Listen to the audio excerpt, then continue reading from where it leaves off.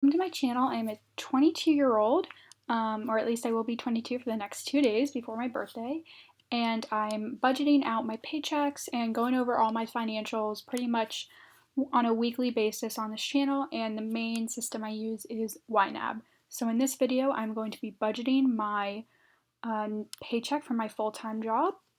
Before I put in that paycheck, I am going to come to my credit card account and approve this transaction, and then just mark this last transaction from Netflix as cleared because that did clear my account, and reconcile. So 135.54, that is my credit card payment.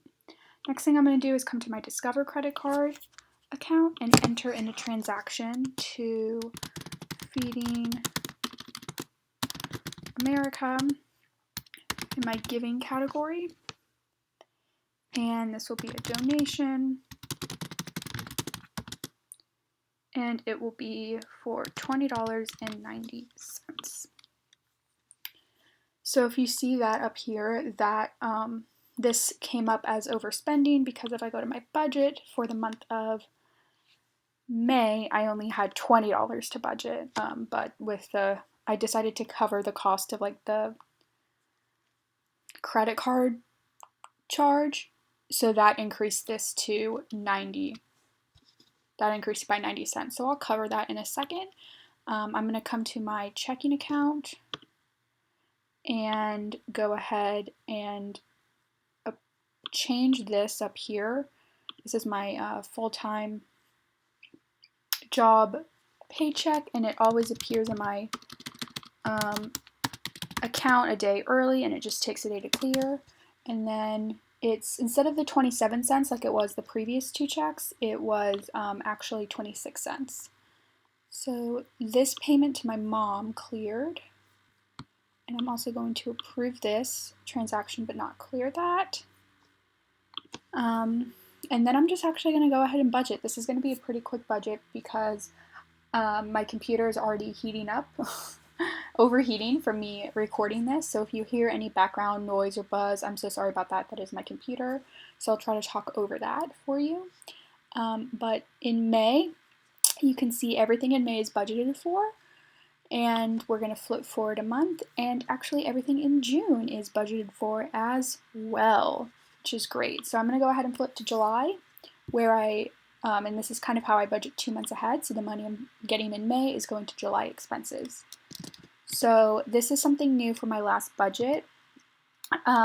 Previously, this responsibility section, I just had the payment to my mom, but I decided to actually break that out and break out what this payment to my mom actually is. So I do live at home, but I do pay my mom money for like kind of bills. And before it was all one category. Like I said, it was all like mom for $150 or mom for $400. But now I'm gonna list them out. So it's car insurance, phone, utilities, and groceries. And this all is paid out to my mom in one lump sum on the first of every month for $400. So that's what that is. So far I've budgeted $200 of the $400 I need for this category. So then I'm going to come down here, budget $50 for my dad. I'm just saving up $50 a month so that I can give him kind of a lump sum cash gift, or if he ever needs anything. Like a couple months ago he needed a new microwave because he is retired, so any like unexpected expenses that come up, I would like to be able to help him out and set aside some money for that. So that's why this dad category is down here in my sinking funds. Next, I'm going to budget $40 for gas, which is half of what I need every month for gas. Then I'm going to put $25 in dining out, $20 in fun, and $10 in personal. And then I'll come back and fund the $50 for other, and then the $20 for giving with the next paycheck. Going down to my sinking funds now, I'm going to budget $50 for gifts, which will get me halfway to my $100 a month goal. And then in my sister's wedding fund, $55 for that. And finally, the last thing I'll budget for in July is back in my sinking funds. I'll be doing $60 in car maintenance. So that leaves me $938. So this money is going to go pretty quickly. I'm going to come down to my A Lannister Always Pays, which, yes, is a reference to Game of Thrones, and this is where I keep my student loan payments. And I'm going to put $350 to federal loan A. I'm not currently making any payments on this loan because they are in deferment or forbearance or something because of COVID, but I do have that money set aside so that come September I can go ahead and pay that entire balance off. And then in my IRA, I'm going to put in $465. And then finally, I'm going to keep building up my medical deductible category and put $115 in there. So that leaves me with $8.26 left. I'm going to come up here and cover this overspending with to be budgeted. So now I've budgeted $20.90, and then with the $736, I'm going to come down to my wish farm and budget all of that into this new phone category. Although maybe I should budget it to the computer replacement because this computer cannot handle even 5 minutes of me recording something on the screen, which is very annoying.